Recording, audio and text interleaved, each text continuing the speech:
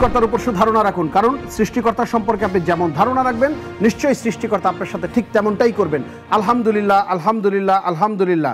সেই সৃষ্টিকর্তার উপর লক্ষ্য করে শুকরিয়া আদায় করে 10 মিনিটস উইথ ইমরান অনুষ্ঠানে বরাবরের মতো স্বাগত জানাচ্ছি আমি ইমরান চৌধুরী। আজকের অনুষ্ঠানে অতিথি আমাদের সাথে বেশ কিছু প্রশ্নের উত্তর দিয়েছে।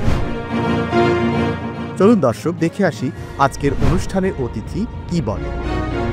আজ আমরা এমন একজন ব্যক্তিত্বের সাথে আপনাদের পরিচয় করিয়ে দিব যে মানুষটিকে আপনারা সবাই অত্যন্ত শ্রদ্ধেয় মানুষ হিসেবে চেনেন এবং জানেন। তিনি হচ্ছেন সব সময় স্রোতের বিপরীতে হাঁটা একজন সংগ্রামী মানুষ, বাবু গয়েশ্বরচন্দ্র রায়, যিনি রাজনীতির প্রত্যেকটা পথ সংগ্রামের মধ্য দিয়ে হেঁটে হেঁটে আজকে বাংলাদেশ জাতীয়তাবাদী দলের স্থায়ী কমিটির অন্যতম সদস্য হিসেবে দায়িত্ব পালন করছেন। প্রিয় দর্শক, আমরা পরিচয় হচ্ছি বাবু গয়েশ্বরচন্দ্র রায়ের সাথে। দাদা কেমন আছেন? আছি মোটামুটি। দাদা আপনার প্রতি আমরা কৃতজ্ঞ আমাদেরকে সময় দেওয়ার জন্য। না, এটা রাজনীতির পার্ট, সময় তো দিতেই হবে। দাদা আমরা প্রথমে একটু সরাসরি যদি প্রশ্নে চলে যেতে চাই, আমরা দাদা প্রথমে একটু জানতে চাচ্ছি আপনার কাছ থেকে আপনার শ্রদ্ধেয় পিতা এবং শ্রদ্ধেয় মা, ওনাদের এমন কোন বিষয়টি আজও আপনার মধ্যে নাড়া দেয় যা প্রত্যেকটি মুহূর্ত আপনাকে এখনো শেখায়, আপনাকে পথ চলায়? আমার মা বাবা দুজনই খুব সজ্জন ব্যক্তি ছিলেন। ছোট থেকে বড় হয়েছি যতদিন ছিল, আমি সবসময় ভালো ভালো উপদেশ পাইছি। ওনারা কখনো আমাকে শাসন করেন নাই, কারণ উচ্চকণ্ঠে কখনো ধমক দেওয়া বা আমার কাজে ত্রুটি ধরা এটা আমি পাই নাই।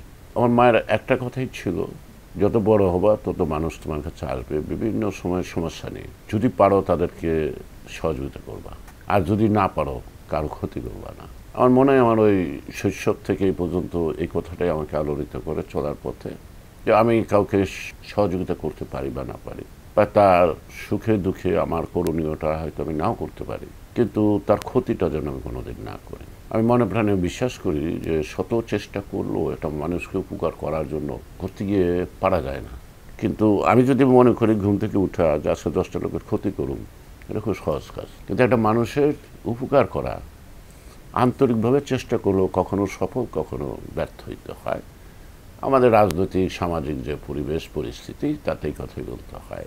তো আমি ওই শব্দটাই ফলো করি যে আমি কাউকে উপকার করতে পারি বা না পারি, আমার দ্বারা যেন কেউ ক্ষতিগ্রস্ত না হয়, এটা আমি সবসময় সচেতন থাকি। আপনাকে ধন্যবাদ দাদা। এর সাথে আরেকটু ছোট্ট করে জানতে চাচ্ছি, এখনো যদি ওনারা আপনার পাশে থাকতেন, আপনার কোন কর্মটি দেখে ছোটবেলার মতো এখন আপনাকে শাসন করতেন? আসল কথা হচ্ছে যে আমার মা বাবা আমাকে শাসন করার সুযোগ পায় নাই। যেটা আপনি বললেন একটু আগে। হ্যাঁ, পায় নাই এই কারণে যে আমি কোনো কিছুতে খারাপ করতাম না। এই ঝগড়া ফ্যাসাদ মানুষের সাথে আদব কায়দার দিক দিয়ে কেউ কোনো দিন অভিযোগ করে নাই যে আমি তাদের সাথে খারাপ আচরণ অসদাচরণ করছি। এটা আমার মাও আক্ষেপ করে বলতো যে আমার জীবনে একটা লোক পেলাম না যে আমার ছেলেটার বিরুদ্ধে এসে আমার কাছে অভিযোগ করলো। তো মা বাবা তো থাকে না চিরকাল, আমার মা বাবা আমার কাছে চিরকালই আছে। তারা যে পথ দেখাইছেন, যে কথাগুলো বলে গেছেন, সেই কথাগুলো যখন আমি প্রতি মুহূর্তে স্মরণ করি এবং সেভাবে পথ চলি, সেখানে মনে করি আমার ডাইনেভাবে আমার মা বাবা আছে আমার সাথে। এটা আমার অনুপ্রেরণা, এটি আমার বড় শক্তি, সাহস। আমি এই উপমহাদেশে ভারত বিরোধী আন্দোলনে একটা লোককেই সবসময় অনুসরণ করি, এখনও করি মনে মনে, সেটার নেতাজি সুভাষচন্দ্র বসু। কেন? নেতাজি সুভাষচন্দ্র বসু কখনো প্রাপ্তিতে বিশ্বাস করতো না, তিনি অর্জনে বিশ্বাস করতেন। তিনি ভারতের স্বাধীনতা চাইতেন না, তিনি ভারতের স্বাধীনতা অর্জন করবেন, ব্রিটিশদের তাড়াবেন। এখানেই কিন্তু মূল দ্বন্দ্বটা হলো গান্ধীর সাথে আর নেতাজি সুভাষ বসুর সাথে। তা আমিও প্রাপ্তিতে বিশ্বাস করি না, যা কিছু করব অর্জন, সেই অর্জনের ভাণ্ডারটা শূন্য হোক, কিন্তু বেগিং যে হাত পাইতা প্রাপ্তিতে ভরপুর হওয়ার মধ্যে কোনো জৌলস নাই, কোনো গর্বও নাই। সে কারণে রাজনীতি যখনই করব তখন কী কারণে আমি রাজনীতি করি? জনগণের জন্য। পারি না পারি আমি আমার ট্রাইটা করে যাই না। ওই যে আমার মা বলছে, একজনকে উপকার করতে পারো আর না পারো, তারা উপকারটা করো না। কেউ দেখছে কি দেখে নাই, আমি কি করছি কি করি নাই, এটা কিন্তু আমার সাবজেক্ট না। আমার সাবজেক্ট হলো আমি কি করছি, আমি আমার বিবেকটা জবাব দেব। আমার বিবেক যদি বলে যে এটুক করতে পারছি, এটুক করতে পারি নাই, তখন আমি ডিসাইড করব পরবর্তী কাজটা যাতে ওই বাকি একটু পারি নাই শব্দটা না আসে, কিন্তু ফাঁকি দিতে রাখে না। আমাকে যদি দলীয় কোনো দায়িত্বের কথা বলা হয়, আমি একটু ভাববো ভেবে যদি দেখি যে এটা আমার পক্ষে সম্ভব হবে না, আমি স্টেট না করে দেবো যে এটা আমি পারবো না। আর যদি আমি বলি পারবো, সেটা পারবোই, সেটা আমাকে পারতেই হবে। কারণ আমার উপর বিশ্বাস করেছে, আমি যদি না পারি তাহলে কে করবে কাজটা? সে তো অল্টারনেটিভ নাই এখন। আপনি 29শে জুলাইয়ের কথা বলেন, এই যে ঢাকার শহরে ইনিং পয়েন্টগুলিতে নাকি যে আমাদের যে সমাবেশটা ছিল, তো হয়তো আমরা সবাই চেষ্টা করেছি, সবাই পারি নাই। কিন্তু আমি কিন্তু রণক্ষেত্র ছেড়ে আসি নাই। কেন আসি নাই? যে আমাকে সামনে পেয়ে কর্মীরা একটু সাহসী হয়েছে, ওরা ফাঁকি দিবে না। আর আমি যদি হারিয়ে যাই তাহলে ওরা সাহস হারায় ফেলবে, অথবা মাঠে পরবর্তী কর্মটা কি করতে হবে এটা ওরা নাও বুঝতে পারে। তো যেই কারণে ফার্স্ট টু লাস্ট আমি ছিলাম। আমি চেষ্টা করছি ফাইনালে গিয়া আমার কর্মীগুলি বাঁচাইতে হবে, যার জীবনটা আমার বোঝা যায়। আমার চেষ্টা বিফল হয়নি। তো কিন্তু আরও তো কয়েকটা এলাকা ছিল, আমার পর্যায়ের কোনো নেতা তো মাঠে ছিল না ওইখানে। আমি নিজেও বিশ্বাস করতে পারি নাই। কালকে আমি একটা ইউটিউবে দেখলাম যে এইভাবে বেধুর যে রাস্তায় ফেলে আমাকে মারছে, আমি কিন্তু ওই মুহূর্তে বুঝতে পারিনি। এখন দেখার পর আমি ভাবি আমি বেঁচে থাকলাম কেমনে। প্রতিশ্রুতিটাই হলো মূল শক্তি, মূল সাহস। লক্ষ্য আমার অর্জন করতে হবে। লক্ষ্য অর্জনের ক্ষেত্রে যদি আমার কোনো দুর্বলতা না থাকে, সেখানে প্রমাণ হবে যে আমি কতটুকু কমিটেড রাজনীতির জন্য, দেশের জন্য, জনগণের জন্য। আপনাকে ধন্যবাদ দাদা। দাদা, এই জায়গাটাতে আমি একদম শেষ কথায় চলে যেতে চাই। আপনার যে নির্বাচনী এলাকার জনগণ, সেই জনগণের উদ্দেশ্যে ঈদকে সামনে রেখে আপনার কোনো শুভেচ্ছা বার্তা যদি আপনি দিতেন। আমি জনগণের উদ্দেশ্যে কিছু বলার চেয়ে সার্বক্ষণিক জনগণের পাশেই থাকতে চাই।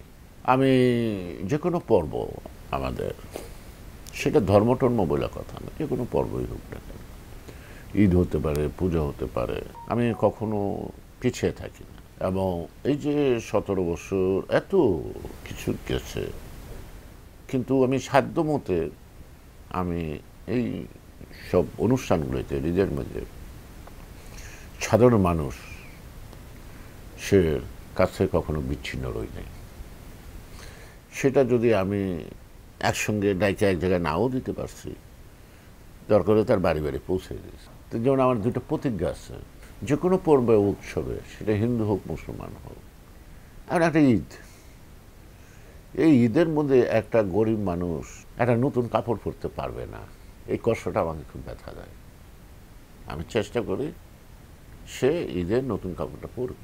এর জন্যই বোধহয় সেদিন অফিসে দেখলাম সবাই নতুন ব্যাগ নিয়ে, নতুন জামা নিয়ে যাচ্ছে। যেমন পূজার মধ্যে আমার এটা প্রতিজ্ঞা যে পূজার মধ্যে একটা শাড়ির জন্য সে মন্দিরে যেতে পারবে না, অথবা বাড়িতে যদি আরেকজন মহিলা থাকে, সে মন্দিরে ফেরত আসার পরে তার শাড়িটা খুলে সে আবার পরে যেতে হয়। এটা কিন্তু আমাদের সমাজে একটা রীতিনীতি ছিল এক সময়। কিন্তু আমি এইটা ব্যাপারে অ্যালার্ট। তাদের হাতে কাজ থাকলে তো তাদেরকে হাত পেতে কারো থেকে নিতে হয় না, এবং কাজ থাকলে তাদেরকে না আন নাকি, এবং তার প্রয়োজনীয় রিকোয়ারমেন্ট সে নিজেই মিটাতে পারে।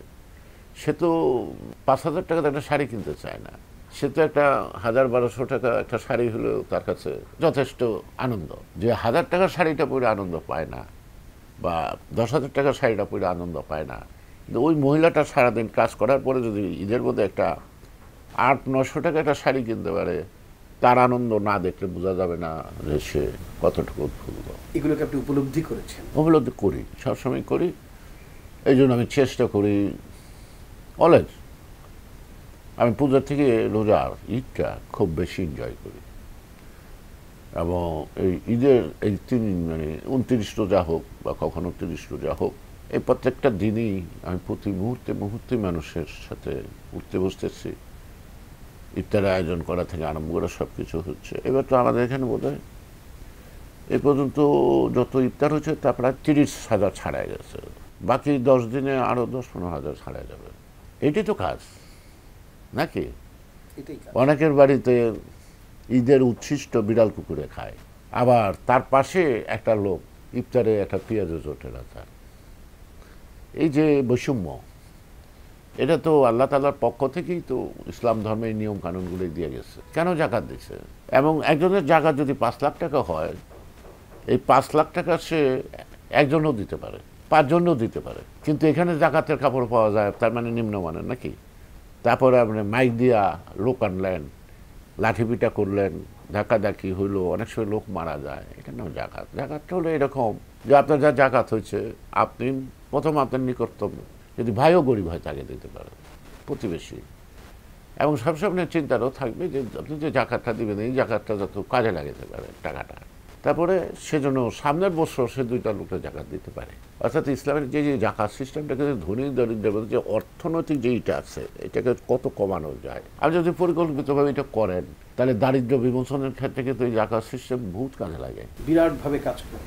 আর আমরা রাজনীতিবিদদের হাওলাত করে যাই, ধার করে দেয়, চাঁদা তুলে দেয়।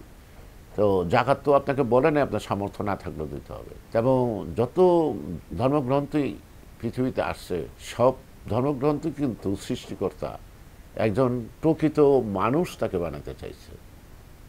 তো ও যদি প্রকৃত মানুষ হয় ওর দ্বারা কোনো ক্ষতি হবে না, ঠিক না? তো সুতরাং যে আমাদের রাষ্ট্রের সংবিধান তো খারাপ না, কিন্তু আমি সংবিধানটা মানি কতটুকু। আপনাকে ধন্যবাদ দাদা, আমাদেরকে সময় দেওয়ার জন্য আবারও কৃতজ্ঞতা। Thank you. যে 2-3 জন রাজনৈতিক ব্যক্তিদেরকে আইডল মনে করি তার মধ্যে আমাদের বাবু গয়েশ্বরচন্দ্র রায় অন্যতম। ইতিহাস পর্যালোচনা করলে দেখা যায় যে 1962 সন থেকে এই পর্যন্ত যতগুলো আন্দোলন সংগ্রাম আছে ওনার অবদান অন্যতম।